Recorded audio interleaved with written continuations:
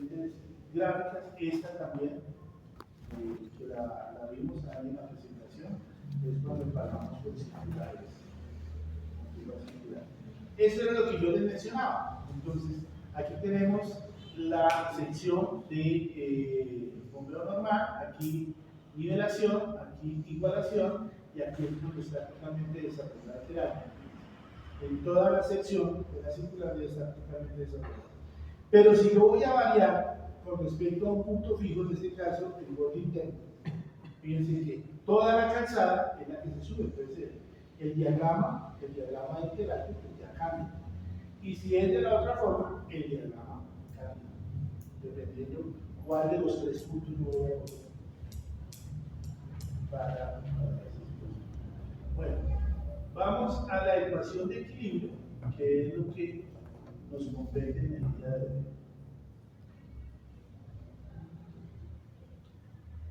Dice, relación entre velocidad específica de la curva, el radio de curvatura y el peralte. Cuando un vehículo circula por una curva horizontal a una velocidad dada, el diseño de la vía en dicha curva debe garantizar al conductor un recorrido seguro, confortable. Para lograr este objetivo es necesario recurrir a las leyes de la física mediante la ecuación de equilibrio que a continuación se expone. ¿Qué es la ecuación de equilibrio? ¿Qué fue lo que se hizo para esto? Obviamente, pues, estos estudios están basados en la ASPE, que es la entidad que regula todo lo relacionado con las carreteras en los Estados Unidos y en muchos países de Europa. Es una ecuación donde involucra los elementos que van a participar en el diseño de una curva. ¿Cuáles son los elementos? Tanto geométricos como físicos. La velocidad, el radio de la curva, el peralte, la longitud de las espirales y de la circular. Todos esos elementos tienen que tener una coherencia, tienen que tener una relación para que la cosa sea adecuada. Yo no puedo poner un peralte enorme en una curva con un radio muy grande, porque no tiene sentido. O no voy a poner un peralte muy bajito en una curva muy cerrada, porque tampoco tiene sentido. ¿Sí me explico? Se necesita un peralte, de pronto el peralte máximo para un radio muy pequeño, para que genere ese contrarreste, ese efecto.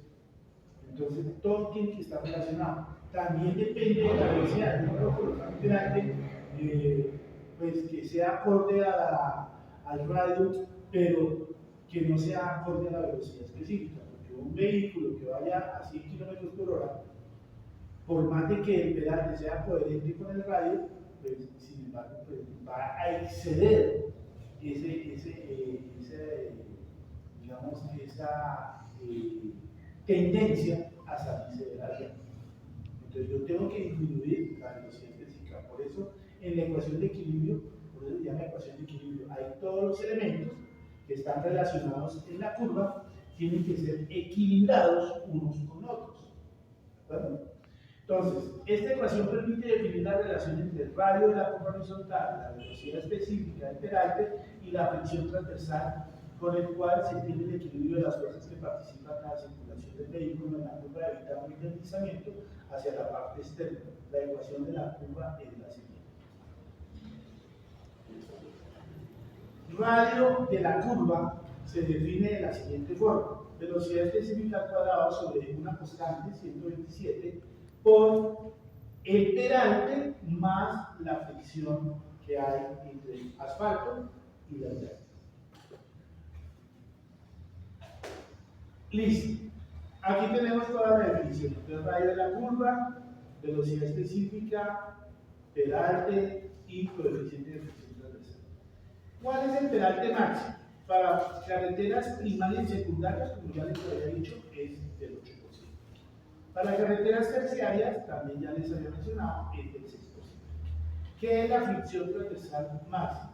Está determinada por numerosos factores, entre los cuales el estado de la superficie de rodadura, la velocidad del vehículo y el tipo de condiciones de la gestión del vehículo. Se adoptan valores de coeficiente de fricción transversal máxima indicados por los estudios recientes de la ASI, los cuales indican en la tabla 3.1. O sea, aquí no es necesario que nosotros calculemos eso, ya está calculado.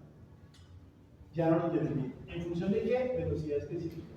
O sea, si en su proyecto usted tiene una velocidad específica de 60, ya sabe que el coeficiente de flexión transversal es de 0.17, que es este.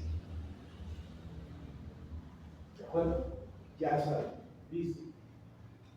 Ok. Radio de curvatura máximo. En esta ecuación, miremoslo aquí, inicialmente.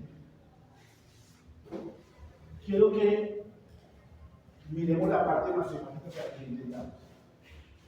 Eso que está entre paréntesis, el peralte más el coeficiente de flexión transversal, ¿cierto? ¿Qué relación tiene? ¿Cómo es la relación que tiene con respecto al peralte? ¿Cómo? Inversamente proporcional. ¿Qué significa? Que cuando este valor aumenta, este valor disminuye. O cuando este valor disminuye, este valor aumenta. ¿Estamos? Ahora bien, si yo utilizo peralte máximo y coeficiente de fricción transversal máximo, ¿cuál sería el radio? Mínimo. El mínimo. ¿Listo? Y eso fue lo que ellos hicieron.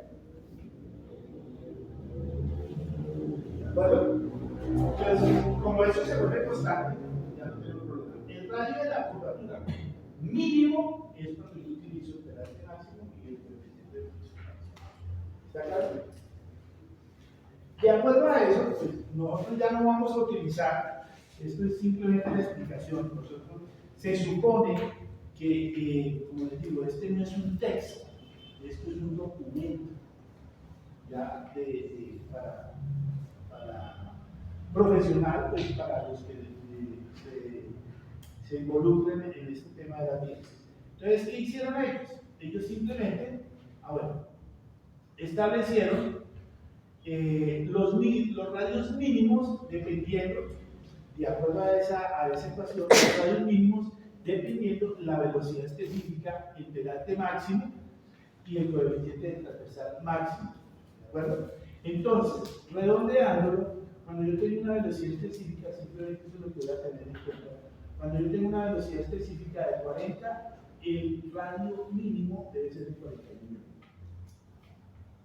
¿Listo?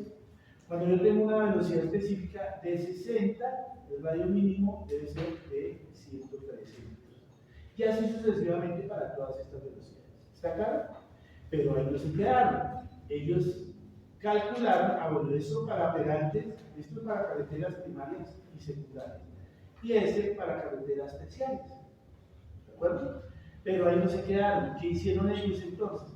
Hicieron todos los cálculos y esta es la tablita que ustedes van a utilizar en su diseño de su proyecto. Entonces, fíjense lo siguiente. Entonces, hicieron todos los cálculos para todas las posibilidades. Digámoslo así, de una forma. Entonces, los peraltes, la primera columna, la velocidad de 40, 50, 60, 70, 80, bueno, todas las posibles velocidades, ¿cierto? Hasta 120. Listo. ¿Cómo vamos a trabajar con esta tablita? Fíjense que tenemos tres secciones. De esta línea hacia arriba son los peraltes máximos. De esta línea de la mitad son los radios promedio, generalmente. Y esta de aquí, generalmente son los radios mínimos. Esto más o menos se traduce en lo siguiente. Esto generalmente se utiliza en este sector en los terrenos montañosos escarpados. Aquí se utiliza en los terrenos ondulados y en esta se utiliza en los terrenos planos. ¿Por qué? Porque tenemos amplias visuales. ¿De acuerdo? En este caso. O en terrenos montañosos y escarpados, siempre y cuando estemos manejando o túneles o viaductos, de tal manera que nos permita tener longitudes rectas de grandes magnitudes. Listo. ¿Cómo la vamos a manejar? Entonces, por ejemplo, ustedes en su plano, primero de todo, aunque yo ya les había mencionado, tienen que definir cuál es el terreno. ¿De qué clase de terreno es? Que debe estar clasificado entre los cuatro que se consideran. plano, ondulado, montañoso o escarpado. ¿Cómo se define? De acuerdo a la topografía, ¿cierto? Ahí en el manual, el primer capítulo, yo no sé si recuerdan, nos definía cómo es un terreno plano cuando las pendientes están entre tanto y tanto de forma longitudinal y las pendientes transversales están entre tanto y tanto. Entonces, cuando yo tengo una topografía, con curvas de nivel, yo puedo trazar un eje en la parte más crítica y definir cuáles son las pendientes que se están manejando ahí. Y eso me define qué clase de terreno es. Yo ya les dije, los terrenos de ustedes, de acuerdo a estas planchas que yo les he enviado, los terrenos de ustedes son montañosos o escarpados, precisamente por la configuración que tienen. Entonces, eso ya lo sabemos, son terrenos montañosos. Pero, pues, en algunos casos, dependiendo de las curvas de nivel, ya alguno de ustedes en su vida profesional se dedica a esto, entonces ya deben saber que si las curvas de nivel están bastante separadas, pues son terrenos que están oscilando entre planos o ondulados. ¿De acuerdo? Eso lo definen de acuerdo a la topografía. Entonces, yo ya sé, de acuerdo a la topografía, yo ya sé, de acuerdo a los estudios anteriores, qué tipo de carretera es la que cumple o la que me cubre la necesidad, que es una carretera terciaria, que es una carretera secundaria, que es una carretera primaria. Para el proyecto de ustedes, ¿cuál es el tipo de carretera? Secundaria. Secundaria. ¿Listo? Digamos como la que más se maneja y como la que más podemos involucrar pues, todos esos procesos. Bien, entonces, de acuerdo al tipo de carretera, de acuerdo al tipo de terreno, establecemos una velocidad de diseño. De acuerdo a la velocidad de diseño, establecemos una velocidad específica. ¿Cierto? Ese proceso ya lo sabemos. Ya tengo velocidad específica. Listo. Ok. Supongamos, voy a escoger, tengo una velocidad específica de 60. Entonces tengo que manejar es esta columna, esta que tenemos acá. Listo. Entonces digamos que para mi proyecto, para esos PIBs que ustedes tienen, para esos PIBs que ustedes tienen, bueno, en esta curva voy a manejar este radio, voy a trabajar con este radio, 150 metros. Entonces, este es el radio que yo voy a subir, por eso yo les decía, cuando ustedes van a diseñar la curva, yo para el ejercicio, tanto para el taller que ya está publicado en la plataforma, yo les doy el radio y yo les doy la longitud, pero para un trabajo real no van a tener ahí nadie que les diga cuál es el radio. Ustedes tienen que asumirlo en esta parte. Para su proyecto ustedes tienen que asumirlo en esta parte. ¿De acuerdo? Entonces, supongamos que asumieron el radio de 150. Este radio de 150 le da un peralte de 7.6. Esos dos datos ustedes los tienen que considerar. Si yo hubiese elegido otro radio, el de 224, pues tengo que tener en cuenta que el peralte es 6. ¿Recuerdan cuál era el radio mínimo que me dio? 113. ¿Sí? Y el radio mínimo estaba relacionado con el peralte máximo. Y el peralte máximo es 8. Entonces, ¿qué fue lo que hicieron ellos? Cogieron esa ecuación de equilibrio y le dieron todas las posibilidades para las diferentes velocidades y calcularon los radios mínimos hasta los radios máximos.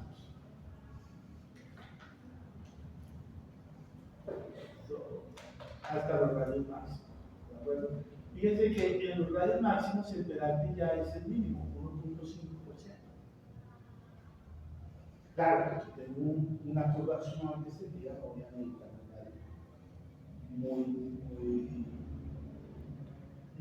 muy estricto. Listo. Entonces, esto lo tienen que utilizar ustedes para su proyecto. Ya el manual le está dando el radio. ¿Qué otro elemento necesito para una curva espiral?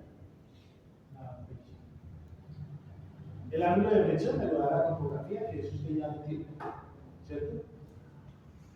Que es la cartera de coordenadas.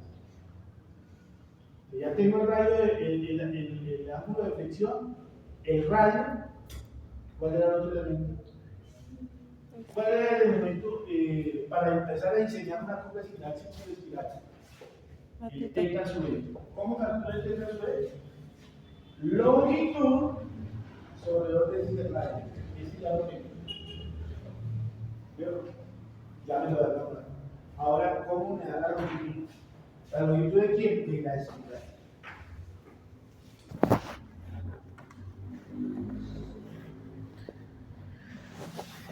Esta es para carreteras terciarias. Transición del peralte, esto es lo mismo que yo les estaba mencionando. Aquí tengo lo de la rampa de peralte, la tabla 3.6, que también la vamos a tener que manejar. Aquí me está dando, de acuerdo a las velocidades específicas, me está dando las diferentes rampas de peralte máximas que ya vamos a utilizar. Las longitudes de transición. Esos son los diagramas de peralte y ahorita vamos a ver esos diagramas de peralte donde los podemos ubicar en los planos. Curvas amplias que no requieren peralte. Curvas horizontales cuando tienen un radio, el mínimo es de 1.5%. Entonces, aquí cuando tenemos longitudes que radios mayores a 3.500 metros no necesitan peralte. Simplemente el bombeo normal me puede servir como peralte, aunque en algunos casos pues funciona como peralte contrario, pero en esos radios también. Para la longitud de la espiral, la longitud mínima. Ahora, entonces, esta es la otra que necesitamos. ¿Cómo determinamos la longitud de la espiral? Recuerden que allá el teta de la espiral se define con radio y longitud. Vamos a ver cómo calculamos la longitud de la espiral. Bien, la longitud mínima de la espiral está en función de 4 criterios. El primer criterio, variación uniforme de la aceleración centrífuga J, no compensada por el peralte, su valor determina mediante la siguiente relación. El parámetro mínimo, ¿cuál parámetro? El parámetro mínimo, recuerden que A al cuadrado es igual a radio por longitud. ¿Cierto? Entonces, con esas expresiones que vamos a ver, voy a calcular el mínimo. Si yo tengo el mínimo aquí, ¿cuál es la relación longitud con parámetro? Directamente proporcional. Entonces, cuando yo haya este valor, despego aquí, porque el radio ya lo tengo, despego aquí y hallo la longitud mínima. ¿De acuerdo? Listo.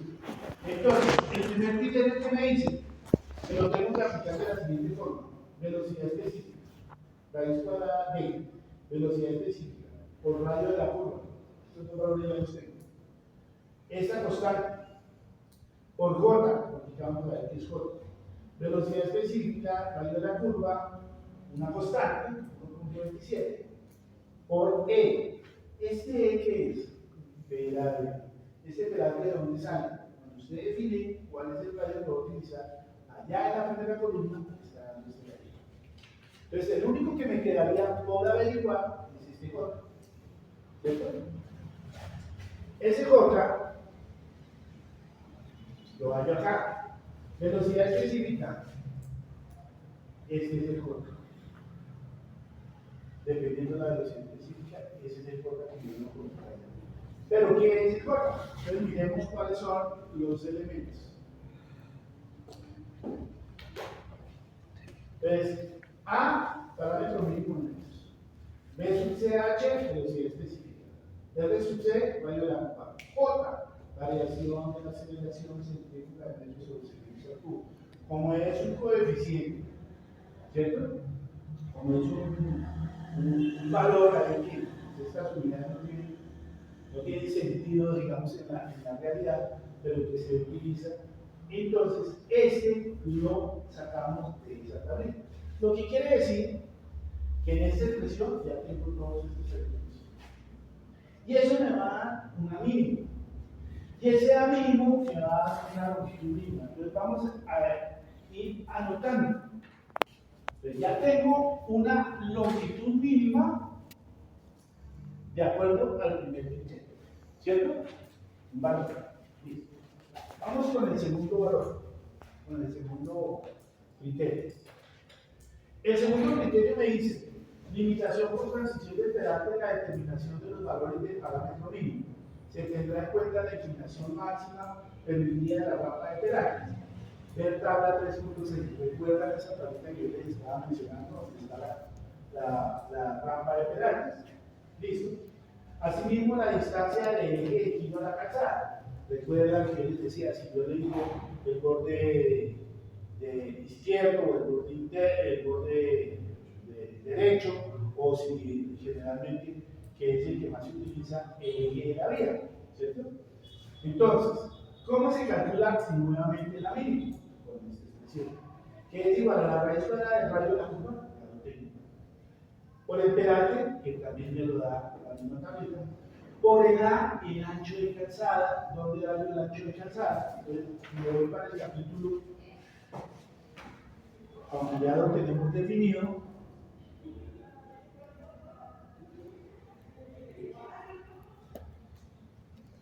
Ancho de calzada es la tabla 5.2 de lo que yo les decía. De acuerdo, tipo de carretera, secundaria, tipo de terreno, listo. Velocidad específica, ustedes ya la tienen. Estos datos ya los tienen, ¿sí o no? Pero si ustedes escogieron velocidad, por ejemplo, 60 kilómetros por hora, y el terreno es montañoso, ¿cuál es el ancho de calzada? Vamos a utilizar 7 metros. ¿Listo? Ah, pero que yo estoy utilizando el eje, entonces ¿cuál debe ser ese A que debo colocar en la fórmula? Lo vamos nuevamente para la fórmula.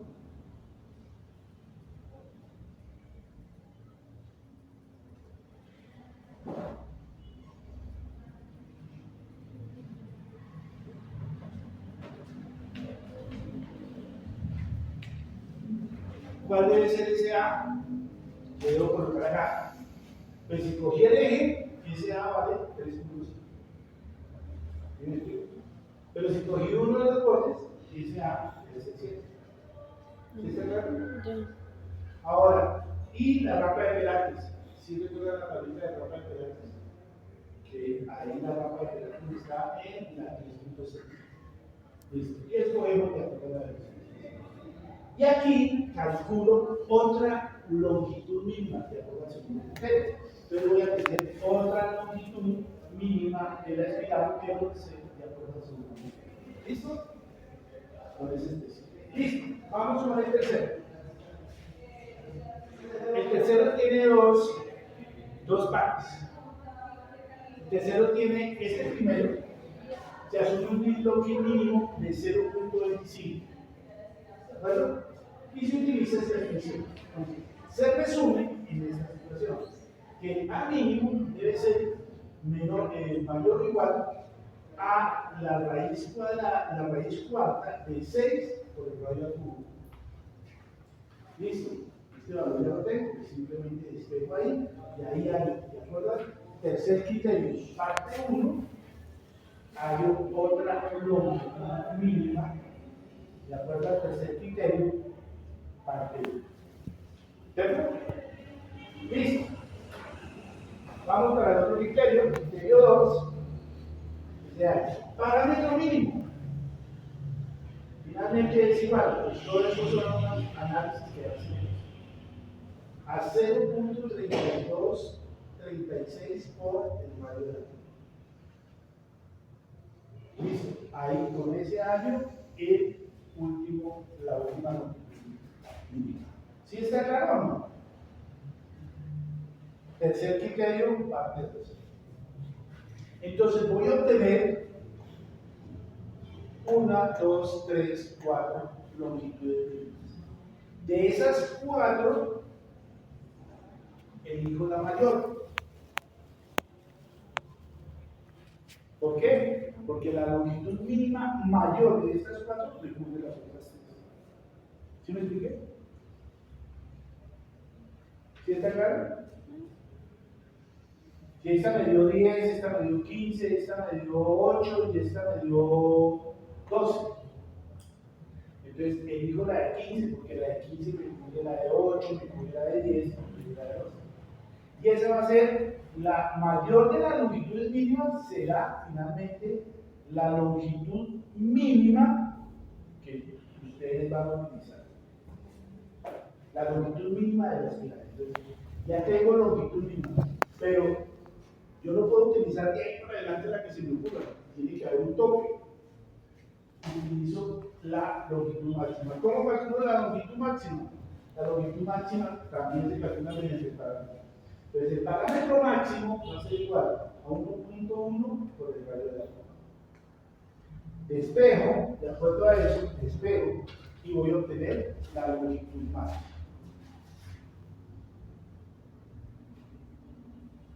Entonces, tengo mínima y tengo máxima. Dentro de ese rango, elijo la longitud que yo considero. ¿Qué es lo que pasa?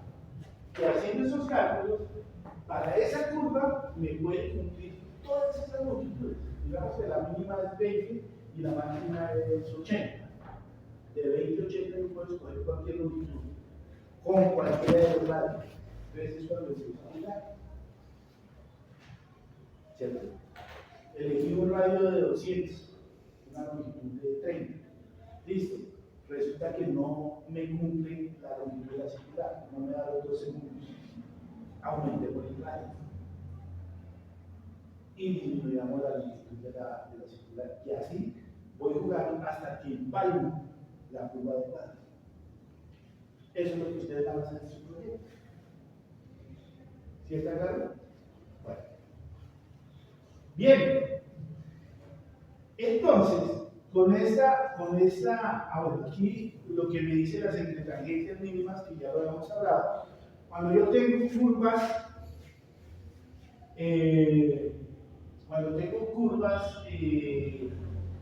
circulares, solo en partes circulares, en el mismo sentido, 15 segundos. ¿De acuerdo? Que eso lo trabajamos. En diferente sentido, 5 segundos. ¿De acuerdo? En diferente sentido. Cuando tengo curvas espirales,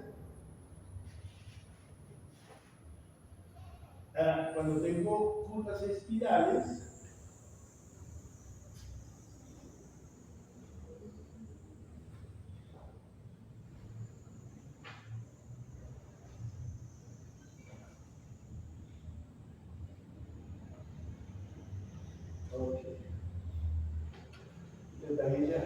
En distinto sentido, cuando tengo curvas espirales en distinto sentido, no es necesario dejar entretangencia para las espirales.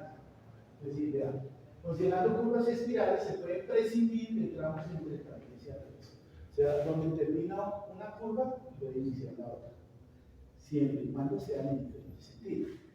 Si tengo una espiral de esta forma y la siguiente espiral también en el mismo sentido, la entretangencia mínima debe ser de 5 segundos. Para espirales. Para circulares, pues ya sabemos, diferente sentido, 5, mismo sentido 15. ¿Por qué? Porque las circulares son más rígidas. Listo. Entretangencias máximas, que esto pues no nos va a suceder. 15 veces la velocidad de kilómetros por hora, casi siempre me da 4 kilómetros. ¿Qué son entretangencias máximas? Longitudes rectas máximas. Son inadecuadas. ¿Por qué? Tanto en el día como en la noche. Si yo considero, si tengo una recta muy larga en el día, y generalmente las rectas largas se generan en terrenos planos o ondulados, ¿cuándo se dan los terrenos planos ondulados? En terrenos bajos, ¿sí? O en terrenos cálidos. Entonces, ¿qué pasa en el día? Me genera modorra. Me duermo. Yo tengo que mantener alerta al usuario. Entonces, esas longitudes largas las debo cambiar por curvas circulares de radios amplios para mantener alerta. No se permiten curvas circulares. Y en la noche, ¿cuál es el problema? Me encanta las luces que vienen en sentido contrario. Entonces, las longitudes máximas tienen un tope también. Las relaciones, bueno, esto ya para las longitudes mínimas de la curva circular es del 2%, de 2 segundos. Dice aquí, en las curvas espiralizadas que tienen tramo circular, recuerden que nosotros estamos trabajando espiral, círculo, espiral. Entonces, se requiere la necesidad de limitar la longitud de dicho tramo con la distancia recorrida a la velocidad específica durante 2 segundos. ¿Qué quiere decir? Que la curva circular mínimo debe cumplir con 2 segundos a la velocidad. O sea, la longitud de la curva circular debe ser mínimo de 2 segundos a la velocidad. ¿Qué quiere decir esto? Que cuando usted está diseñando, tiene una espiral de entrada, tiene una circular y tiene una espiral de salida. Esta longitud, la longitud de la circular, debe ser mayor o igual a 2 segundos a la velocidad específica. ¿Cierto? Si por alguna razón me da menor, tengo que empezar a cambiar. Entonces, ¿cómo hablando de la longitud de la circular? Toma una longitud de espiral más pequeña dentro de ese rango que les acabo de explicar y toma un radio más grande y vuelve a llegar a los cálculos. Entonces, seguramente la longitud de la circular va a ampliar, cumple con los 2 segundos, y la longitud de la espiral va a ser más pequeña, pero le va a, también va a cumplir para la misma curva. ¿De acuerdo? Entonces, para su proyecto, ustedes ya no van a necesitar que nadie les diga qué radio, qué longitud, y lo que ustedes se remiten a la mano, de acuerdo a las características de su PI. ¿Está claro? Bien. Bueno, en la plataforma también ya están todos los elementos. Entonces, fíjense cómo comienza. Diseño de una curva espiral, círculo espiral. Según información topográfica, coordenadas, azimut, ángulo de flexión, distancia entre PI, calcular elementos necesarios. Según radio y longitud.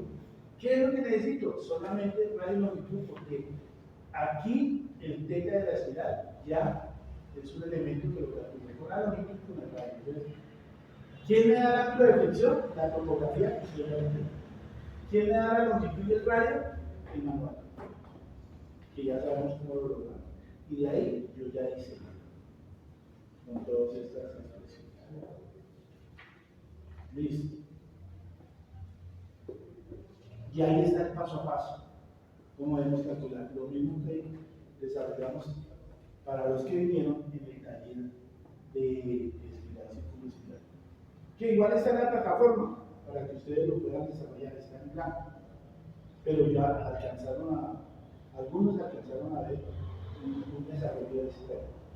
Y también tengo un consolidado. Entonces fíjense que aquí ya hay un diagrama de flujo. Diseño de curva espiral, espiralizada. Topografía y características de la vía. Entonces, y el manual de diseño. Con la topografía y características de la vía establezco un ángulo de flexión.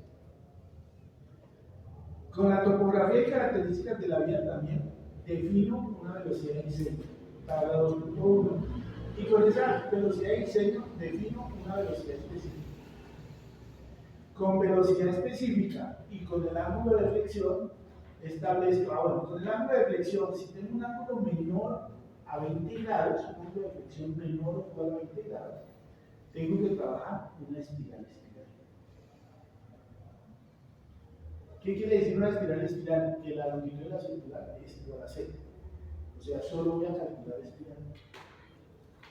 Pero si es mayor, tengo que calcular una espiral, círculo espiral. Hay algunos casos, y eso pues lo tenemos que agotar estas distancias, en que el ángulo de flexión puede ser entre 25, 30, 35 algunas veces, y dependiendo de la velocidad, nunca me va a dar la longitud de la circular mayor a 2 segundos, sino siempre va a ser pequeña. Entonces, la última opción, después de bajar velocidad, después de hacer todas las posibles variaciones, no me cumple. Entonces, en esos casos, se asume o se permite que se haga una espalda espiral, no importando que el ángulo sea mayor a 20 grados.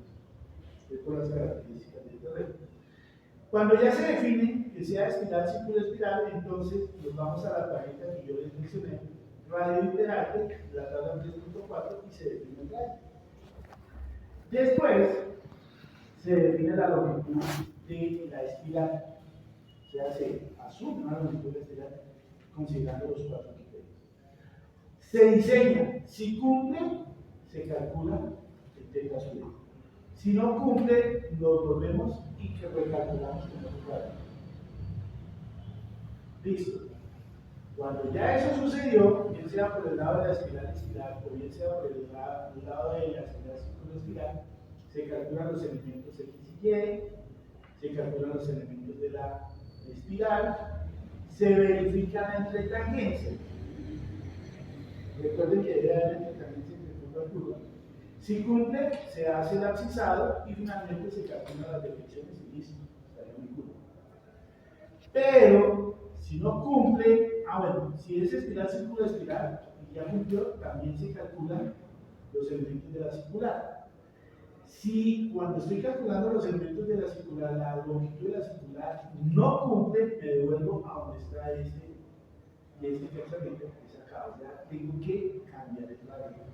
Lo que yo les decía, ampliemos el radio para ver si la longitud de la circular cumple. Disminuyamos la espiral. Hasta que, si finalmente la longitud de la circular, después de haber hecho todas las posibles variaciones, no cumple, entonces me debo remitir aquí. O sea que tengo que clasificar la espiral. ¿Listo? Ahora bien, si después de verificar entre tangencia no cumple tampoco, también me tengo que volver hasta ese punto. O sea, cambiar el radio y cambiar la longitud de la circular. Si definitivamente no cumplió, rediseñar la poligonal, que eso es lo que no quiero. Por eso yo en un principio les decía, miren, traten de dejar longitudes mayores a 150 o 200 metros, para que no tengamos que volver a rediseñar, o sea, volver a la parte topográfica, porque nos listo. Con esa tablita determinamos velocidad específica. Esto es como un compilado de todo lo que ustedes tienen que utilizar. Con esta tablita, entonces, velocidad de diseño. Con esta, velocidad específica. Con esta, coeficiente de fricción transversal, que también está allá. Con esta, radio imperalte. ¿Cierto? Aquí están las diferentes expresiones para el cálculo de las longitudes mínimas. Con esta, la rampa de Perates, con esta, el coeficiente de fricción transversal, con esta, el ancho de calzada, aquí está todo, y finalmente las expresiones para calcular las longitudes mínimas y máximas de la estructura. Y listo, ya tienen todos los elementos. Estos tres documentos, el manual, el paso a paso, el consolidado, están en la plataforma. ¿Qué quiere decir? Después de que ustedes lo envíen el taller, lo evalúen, les doy la retroalimentación, les pongo fecha para el cálculo de las tres primeras curvas de su curva. Porque ya tenemos toda la información. ¿Listo? Ahora, les voy a mostrar para que ya como que aterricemos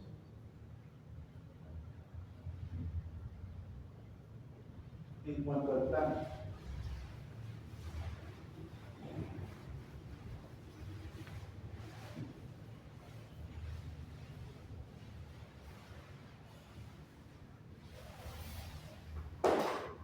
Entonces, fíjense lo siguiente.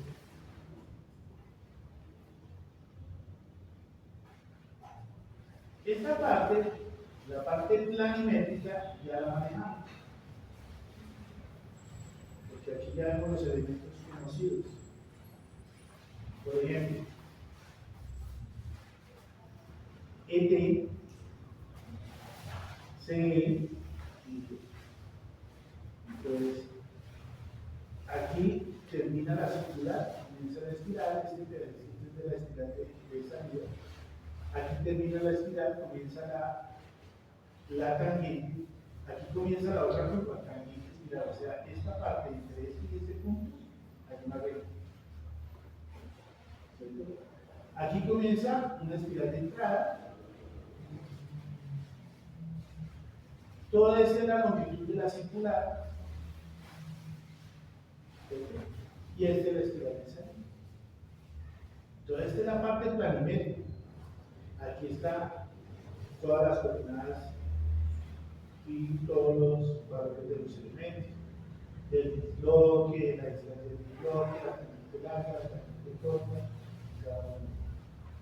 ¿Y esto qué es? Estos son los famosos diagramas de los pedales, ¿sí se dan cuenta? Los dibujitos que yo les mostraba, pues ya están aquí. Ah, que es que este borde del azul es el borde derecho, supongamos. Ahí igual ahí hay una convención. Entonces quiere decir que si este es el borde derecho, que es el que se eleva, aquí la curva se va hacia la izquierda. Entonces, si este es el borde derecho, quiere decir que aquí estas dos curvas son en sentido contrario, porque aquí se sube un borde, aquí se clava el mismo borde. Viene así y viene así. Entonces uno puede definir cómo es el sentido de las curvas. Y esto va a ser el próximo tema, la parte vertical, porque ya agotamos todo lo que es la parte horizontal. Ahora vamos a agotar la parte vertical, porque también existen curvas verticales, convexas y cóncavas. Fusionamos las dos cosas y tenemos el diseño que tenemos ahora.